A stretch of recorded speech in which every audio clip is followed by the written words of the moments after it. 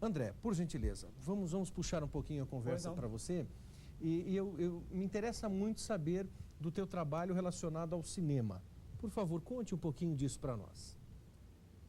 É triste falar de trabalho relacionado ao cinema no Brasil, porque é uma coisa assim que dificilmente sai assim do início.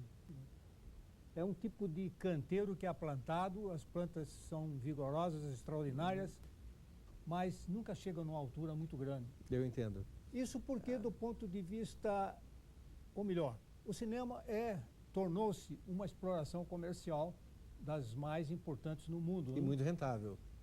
Extremamente rentável para o primeiro deles, que é os Estados Unidos. Exato. E eles, então, fizeram um tipo de controle geral que impede que outros países consigam uma distribuição mundial de filmes.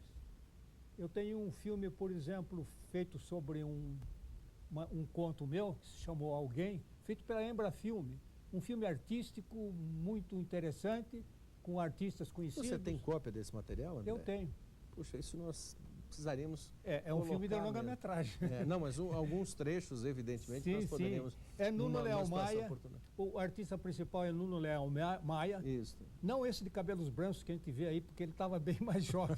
Certo. A Miriam Rios, Eduardo, é um que trabalha na Globo, extraordinário. O filme foi tudo feito na fazenda dos donos do Estadão, do Estado de São Paulo, que é uma das mais antigas, mais belas fazendas que existem no Brasil, colonial, típica. Uhum. E é um filme muito interessante. E a Embrafilme disse que teve muita dificuldade na distribuição, porque os distribuidores diziam que o filme era muito artístico, né? Porque o sistema que o americano usa para vender os seus filmes é o seguinte: eles vendem um filme de grande sucesso, aqueles que custam de 100 a 200 milhões de dólares, né? Que no Brasil, quem gasta 5 milhões de dólares para fazer um filme é coisa raríssima. Certo. E você é obrigado a levar mais 20 ou 30 filmes junto com aquele. Mas e como é que o material, seu texto, chegou a essa situação de se transformar em roteiro para cinema? Bom, durante uma certa época, eu fui diretor de propaganda da Cacique de Alimentos, que lançou Café Pelé, né? Eu tinha amizades e conhecimentos e eu escrevi roteiros de cinema, eu escrevi roteiro para vários diretores de cinema, etc. Fiz filmes, enfim, artísticos, assim, experimentais. Teve um filme meu que ganhou um prêmio nacional e representou o Brasil na Inglaterra, né?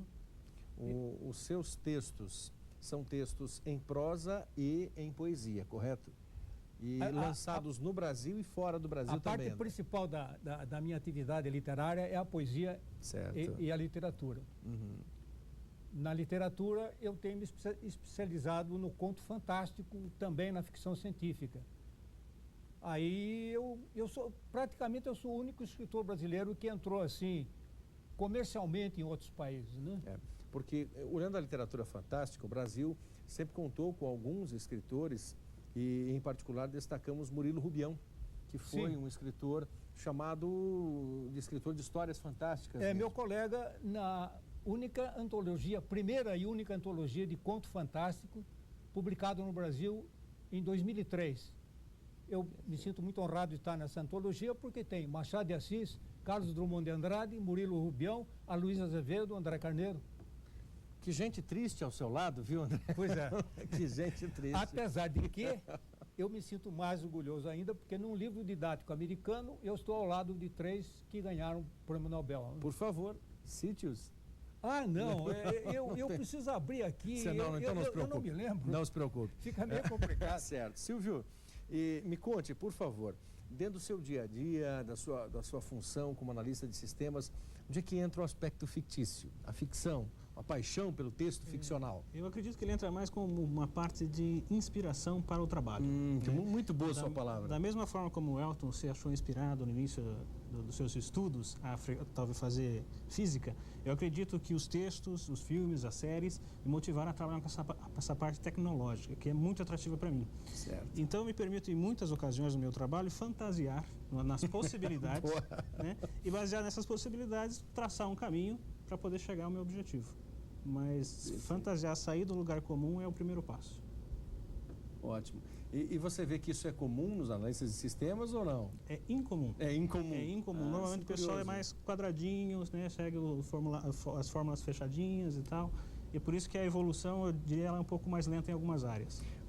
Aproveitando você conosco nesse período de profissões, olhando um pouquinho para a tua profissão, sugestões que você daria para quem está nos assistindo nesse momento e quer buscar o caminho de análise de sistemas?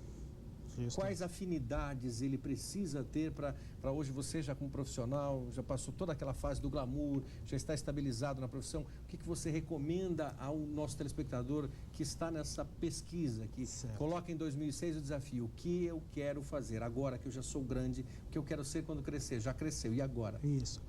Na área de análise de sistemas tem uma visão que eu acho que ela mudou muito desde quando eu entrei nessa área.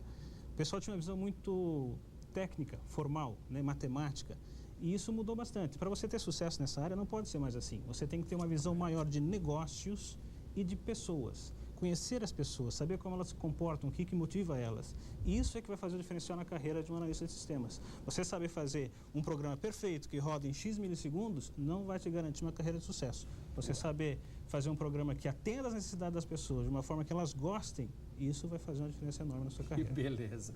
Excelente depoimento. Muito obrigado, Silvio. É pura literatura, né? É, exatamente. Isso que eu ia comentar. Para você escrever um livro, a gente precisa explorar, né, para escrever um conto, a gente precisa explorar o caráter psicológico e para caracterizar e confeccionar um personagem, né? Então, interessante que o que o Silvio falou, parece que ele estava começando um conto, Silvio. Isso. Interessante. Elton, vamos aproveitar então esse finalzinho de bloco, nós temos que encerrar o bloco, infelizmente, passa rápido, conversa sempre boa, gostosa. Grande abraço aos aprovados do concurso 2006 da Universidade Federal do Paraná. Estivemos no local, terça-feira, professores Mário e Rafael, os nossos companheiros atrás das câmeras, e você verá agora um primeiro momento de contato com os vestibas. Elton, eu quero que você comente depois de nós darmos uma olhada. Vamos convidar você, André, e você, Silvio, para nós olharmos a reação dessa galera bonita às vésperas do resultado vestibular. Vamos dar uma olhadinha nisso.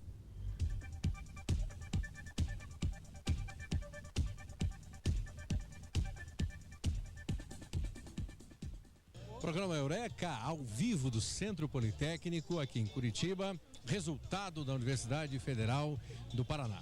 São exatamente 13 horas e 37 minutos, então faltando 23 minutinhos para o resultado. Este local aqui atrás é o local em que muitos, os que gostam evidentemente, e os que estarão felizes, tomarão o seu bom banho de lama.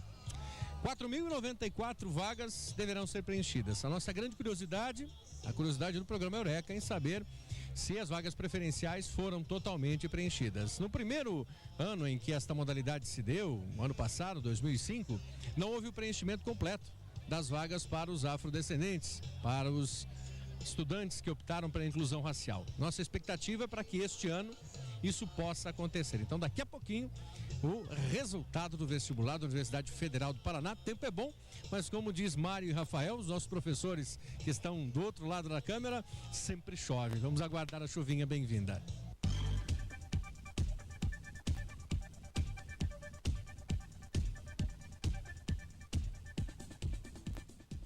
E choveu mesmo, dito e feito. Elton, tua palavra, nós temos um minutinho para fechar o bloco. Eu quero parabenizar aos meus alunos e também aos meus alunos que foram aprovados.